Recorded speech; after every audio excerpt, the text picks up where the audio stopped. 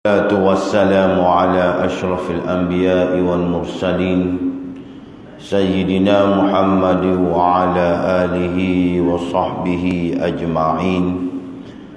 سبحانك لا علم لنا إلا ما علمتنا إنك أنت العليم الحكيم. ولا حول ولا قوة إلا بالله العلي العظيم.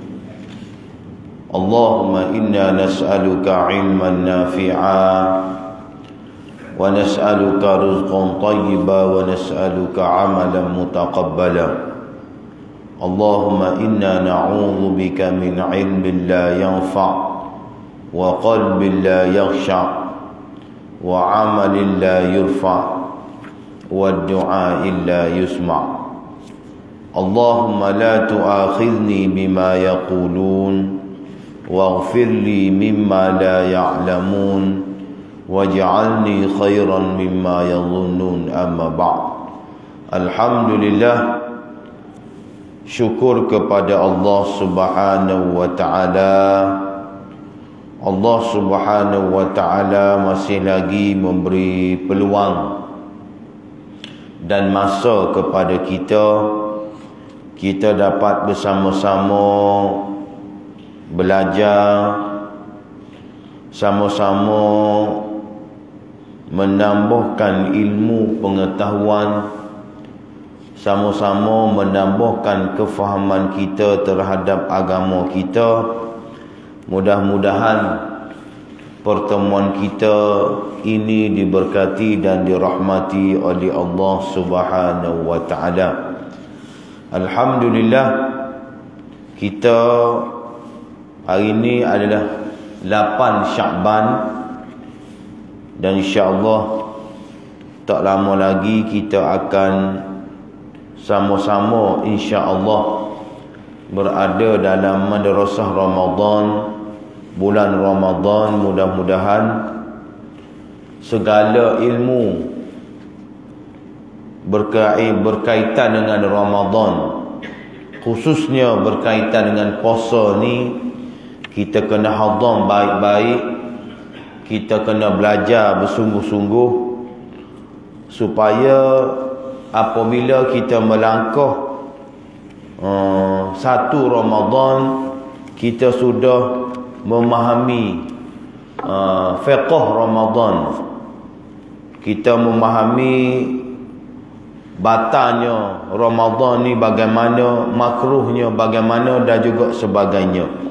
Ini sangat penting supaya Ramadan kita diterima oleh Allah Subhanahu wa ta'ala.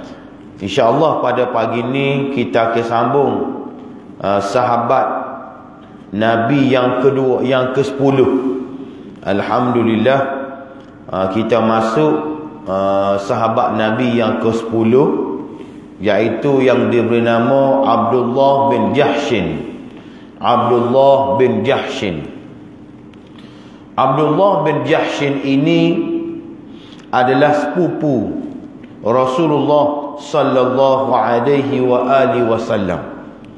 Bukan orang lain, orang hak dekat dengan baginda sallallahu alaihi wa alihi wasallam, iaitu sepupu baginda. Dalam masa yang sama, Abdullah bin Jahshin ini adalah daripada kalangan as-sabiqun al-awwalun. As-sabiqun al-awwalun ini mereka yang memeluk agama Islam terawal. Kita belajar dalam sirah nabawiyah, as-sabiqun al-awwalun ini adalah kumpulan sahabat-sahabat Nabi yang memeluk agama Islam terawal semasa dakwah sirriyah selama 3 tahun oleh Rasulullah sallallahu alaihi wa alihi wasallam.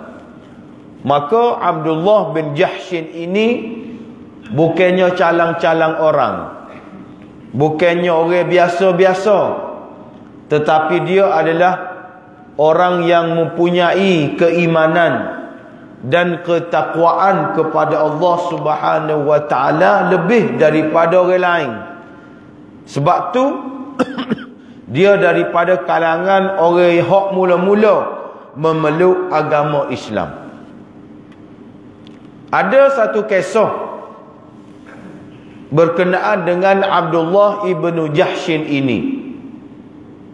Suatu ketika, pada suatu hari, Rasulullah sallallahu alaihi wasallam memilih 8 orang sahabat baginda untuk menjalankan tugas ketenteraan yang pertama di dalam Islam. Abdullah bin Jahshin ini dan 8 orang lagi, termasuk dia lah, 7 orang termasuk dia, dipilih oleh Rasulullah sallallahu alaihi wasallam untuk mengetuai satu peperangan ataupun operasi ketenteraan untuk mengintip kafir musyrikin Mekah. Bahasa Arab ni dia bahasa yang luas. Perang ni Amos pernah sebut dah sini dulu. Perang ni bahasa Melayu, peperangan bahasa Melayu. Satu je. Perang tu, perang ni. Tapi bahasa Arab ni, dia perang ni dia bagi kepada 2 pula. Yang pertama dia panggil ghazwah, ataupun jamak dia ghazawat, perang. Ataupun yang kedua dia panggil sariyah. Dia panggil sariyah. Sariyah pun perang juga. Cuma dia ada beza. Kalau ghazwah ni perang yang diketuai sendiri oleh Rasulullah sallallahu alaihi wasallam. Sariyah pun perang juga. Tetapi al-majmu'atu minal jaish allati lam yakhruj fiha Rasulullah. Perang juga. Tapi Nabi kirim sahabat. Nabi kirim sahabat mengetuai peperangan tersebut. Dia panggil sariyah. Ni bahasa Arab. Kalau bahasa Melayu perang belaka. Kita kena beza. Ghazwah Nabi sendiri perang. Jadi ketua perang. Manakala sariyah ni Nabi kirim sahabat untuk berlawan dengan musyrikin Mekah ataupun musuh-musuh Allah Subhanahu wa taala. Maka dalam peristiwa ini dia panggil sariyah Abdullah bin Jahshin. Kalau kita baca hak bahasa Arab, dia panggil sariyah Abdullah bin Jahshin. Maksudnya Nabi wakilkan ataupun Nabi melantik Abdullah bin Jahshin sebagai ketua dalam operasi ketenteraan tersebut. Berapa orang? 8 orang. Termasuklah Sa'ad bin Abi Waqqas, Utbah bin Ghazwan, Mukasyah bin Muhsin, Huzaifah bin Utbah, Amir bin Rabi'ah, Waqid bin Abdullah, Khalid bin Abu Bukair. 8 orang ni termasuk Abdullah bin Jahshin dipilih oleh Rasulullah sallallahu alaihi wasallam untuk meninjau ataupun mengawasi pergerakan musyrikin Mekah. Maka Nabi pun sebut, aku akan melantik orang yang paling sabar menahan lapar dan dahaga daripada kalangan kalian untuk menjadi ketua. Ramai-ramai apa-apamu ni, aku nak latih orang yang paling sabar, menahan lapar dan juga dahaga. Orang yang boleh tahan lapar, tahan dahaga, aku nak latih dia jadi ketua. Maka Nabi sallallahu alaihi wasallam pun melantik Abdullah bin Jahshin sebagai ketua dalam peperangan tersebut, maka peristiwa ini adalah peristiwa yang bersejarah. Kenapa bersejarah? Kerana dia adalah sahabat yang pertama diberi gelaran sebagai Amirul Mukminin untuk mengetuai peperangan. Syariah ni syariah yang pertama. Syariah yang pertama dalam sejarah Islam, dia panggil syariah Abdullah bin Jahshin. Jadi dia adalah orang panggil ketua perang yang pertama dalam Islam, dalam syariah ni, dan juga diberi gelaran sebagai Amirul Mukminin. Hebatnya Abdullah ibnu Jahshin ini, Rasulullah sallallahu alaihi wasallam bagi surat kepada dia. Kitaban, Nabi bagi surat. Nabi bagi surat. Dan ini juga menunjukkan bahawasanya dia adalah peperangan yang mula-mula sekali Nabi bagi surat kepada dia. Bukan royak mulut saja, tapi bagi surat. Gapo isi kandungan surat tersebut? Nabi tulis, jika engkau melihat isi suratku ini, maka teruskanlah perjalanan ke Nakhlah antara Taif dan juga Mekah. Maka awasilah kaum Quraisy dan beritahu kepada kami berita mengenainya. Nabi kata, mu tengok, mu awasi, mu tengok, mu perhati, dan mu royak kepada aku gapo hak berlaku. Tu arahan surat oleh Rasulullah sallallahu alaihi wasallam. Maka Abdullah royak kepada tentera dia, Nabi royak kita kena teruskan perjalanan, gapo semua gini. Maka tentera-tentera Islam ini, mereka patuh dan juga taat kepada Rasulullah sallallahu alaihi wasallam.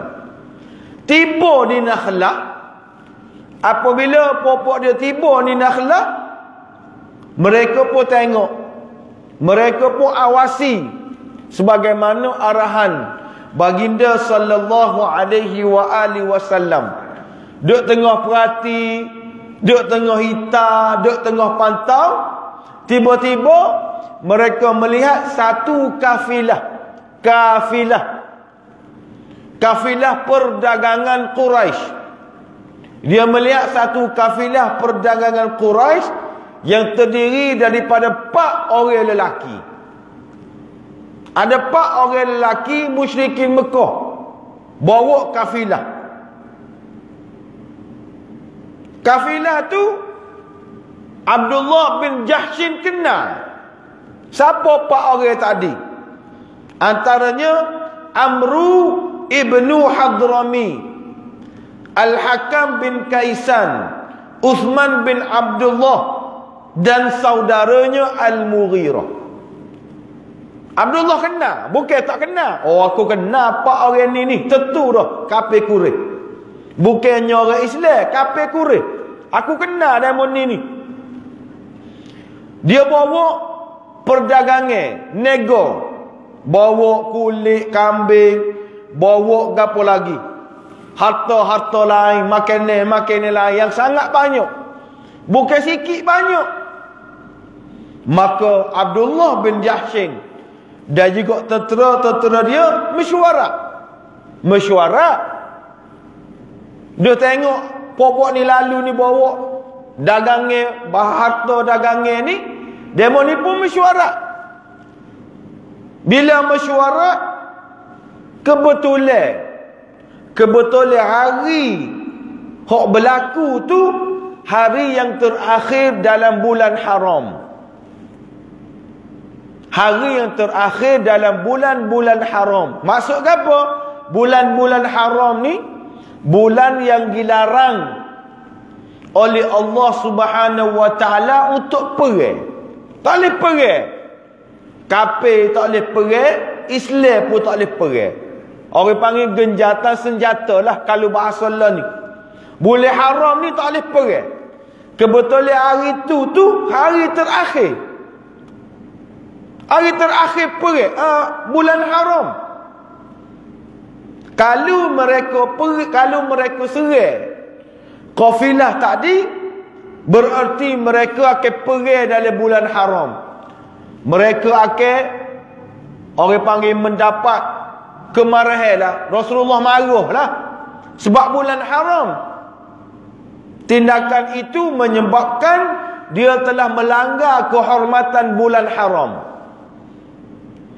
Kalau dia tidak serang, maka kafilah tersebut akan terlepas dan dia akan bawa dan juga berjalan, akan selamat sampai di Makkatul Mukarramah. Ada dua pilihan, nak lepas ke nak perang.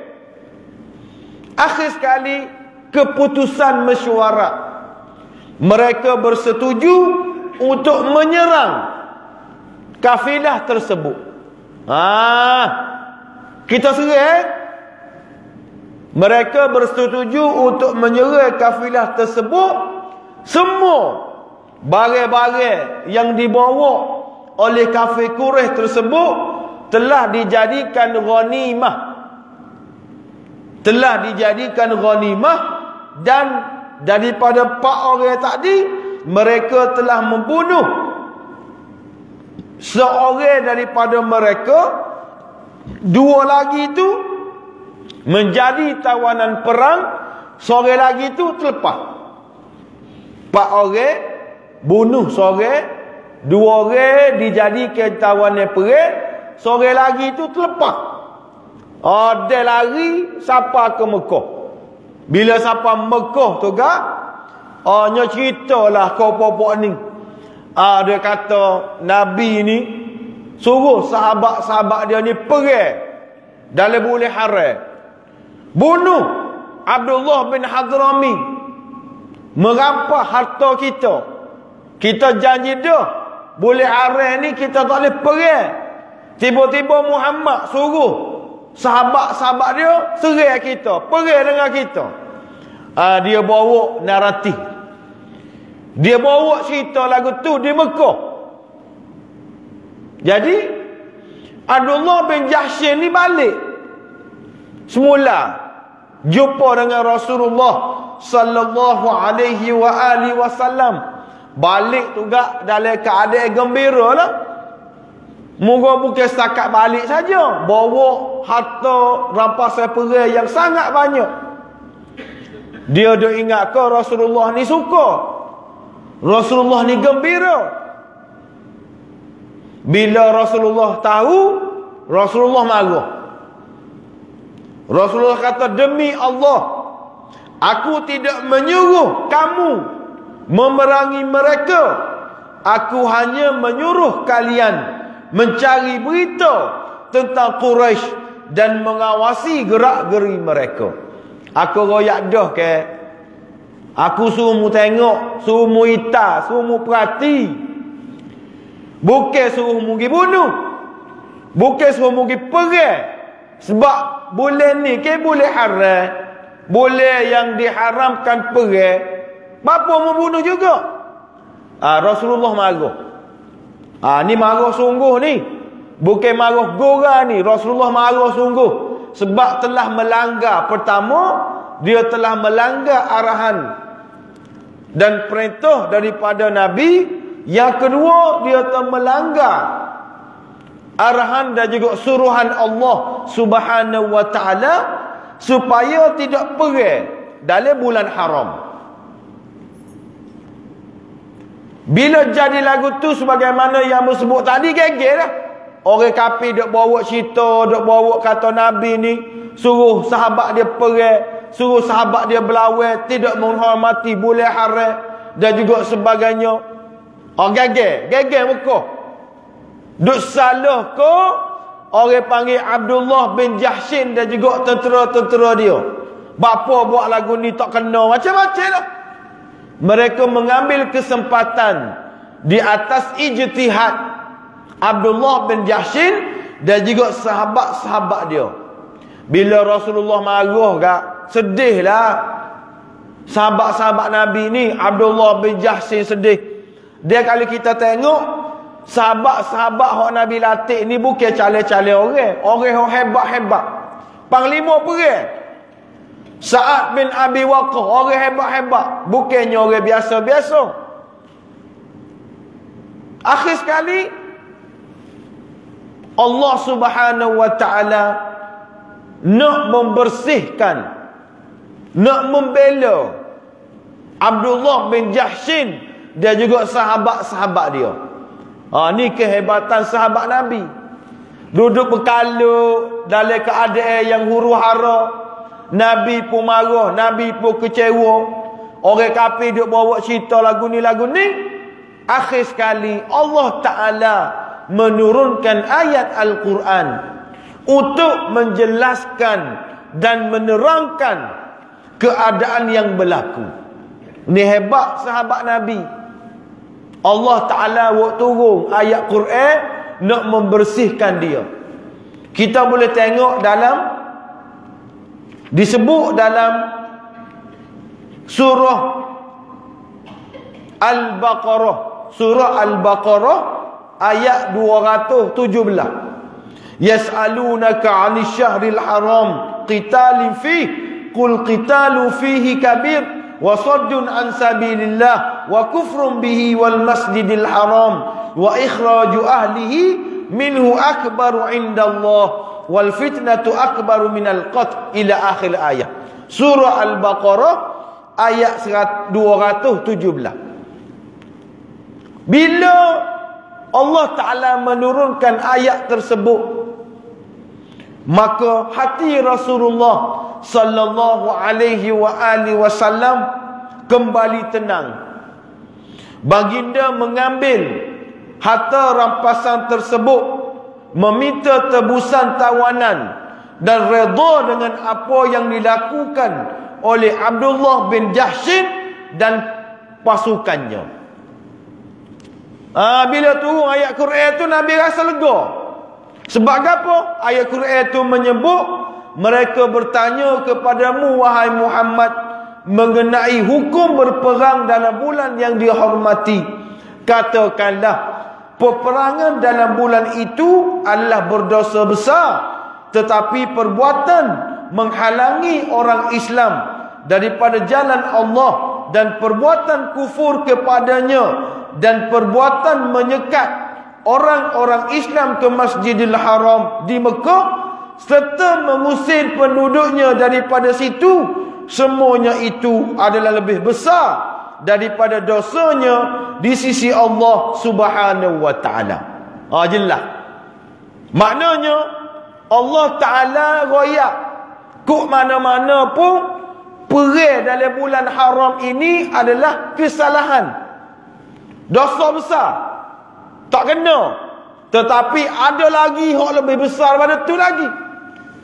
Ada lagi hak lebih besar pada tu, iaitu wasaddun an sabilillah wa kufrun bihi wal masjidil haram wa ikhraju ahli. Pakara akbaru minhu, akbaru indallah, lebih besar daripada kesalahan berperang daripada dalam bulan haram. Jadi Allah Ta'ala nak royaknya Abdullah bin Jahshin ini qad ikhta'u ala ijtihadi. Dia telah salah dalam ijtihad dia. Sebab Abdullah bin Jahshin ini bukan keputusan dia, keputusan sahabat-sahabat Nabi. Sahabat Nabi ini dia ada ijtihad dia.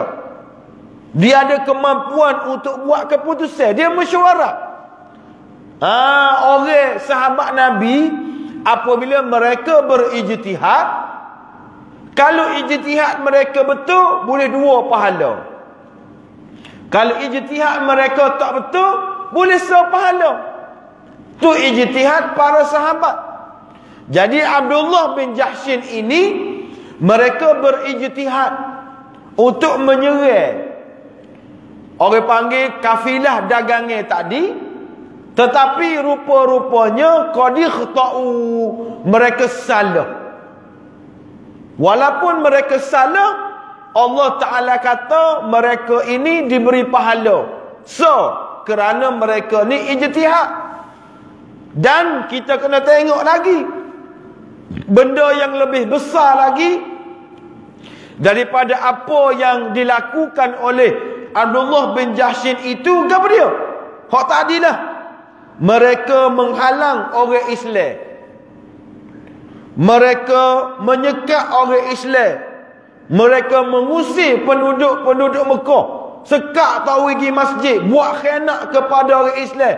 Akbar, lebih besar gapo hak dia buat, kesalahan dia tu lebih besar daripada apa yang berlaku, iaitu berlakunya perang dalam bulan haram. Jadi Allah Ta'ala royak, tak apalah apa yang dilakukan oleh Abdullah bin Jahshin itu dimaafkan oleh Allah Ta'ala kerana dia pergi serang ataupun dia pergi bunuh kafilah tadi, kerana mereka ni mudarat dia lebih besar kepada Islam berbanding kali lepas. Ni hebatnya Abdullah bin Jahshin ini, tindakan dia. Tindakan dia dijelaskan oleh Rasul, oleh Allah Subhanahu wa Ta'ala di dalam Al-Quran. Bukan cale-cale orang, bukan cale-cale orang ni. Allah Ta'ala menurunkan ayat Al-Quran untuk jelas isu yang berlaku. Begitu juga kalau kita ingat, ambo cerita dah dulu sini, Aisyah radhiyallahu ta'ala anha, dalam peristiwa hadisul ifki, fitnah kepada Aisyah kerana dituduh wal'iyadzabillah berzina dengan Safwan bin Umayyah. Penduduk Madinah kejut, sahabat Nabi kejut berita tersebut. Nabi sendiri rasa sedih, Nabi sendiri rasa tak sedap hati, sebab sebutir Madinah siapa cerita bahawasanya Aisyah ni telah berzina.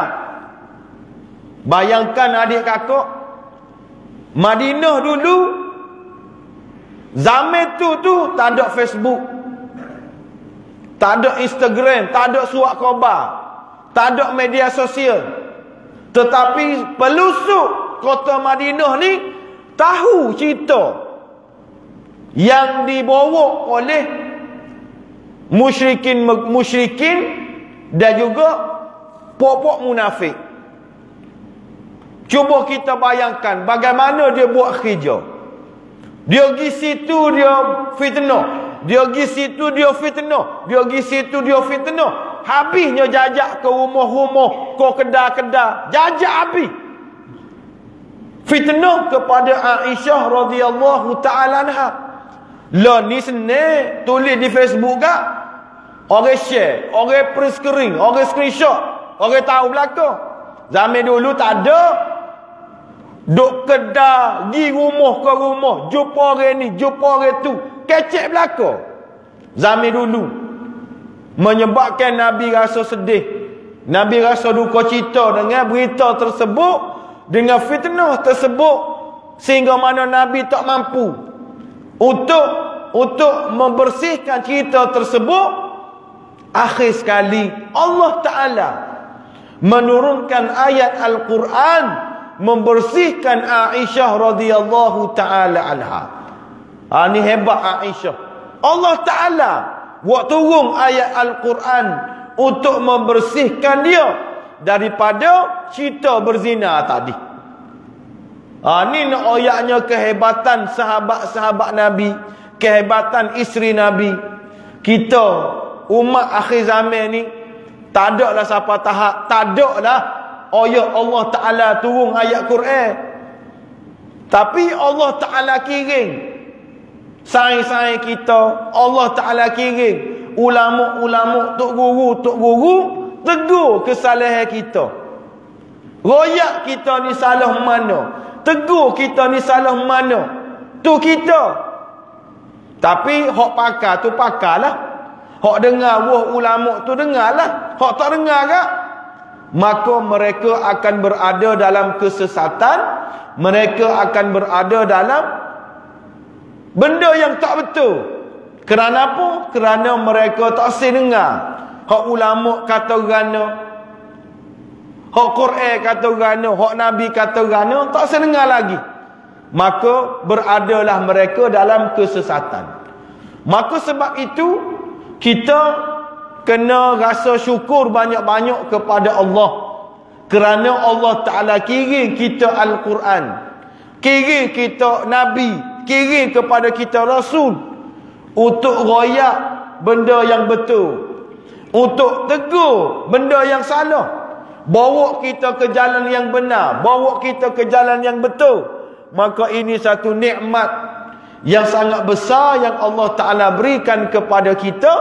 Maka kita kena jaga molek, kena jaga sungguh-sungguh, supaya kita sentiasa berada di jalan yang betul, jalan yang benar, supaya kita mendapat keredaan hidup atas dunia ni, dan hidup kita juga diberkati dan dirahmati oleh Allah Subhanahu wa ta'ala.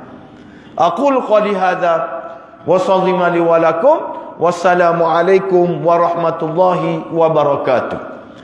A'udzu billahi minasyaitonir rajim. Bismillahirrahmanirrahim. Alhamdulillahi rabbil alamin, wassalatu wassalamu ala asyrafil anbiya'i wal mursalin sayyidina Muhammad wa ala alihi wa sahbihi ajma'in. Rabbana atina fid dunya hasanah wa fil akhirati hasanatan wa qina adzaban nar. Wa sallallahu ala sayyidina Muhammad wa ala alihi wa sahbihi wa baraka wa sallam. Wa akhiru da'wana anil hamdulillahi rabbil alamin.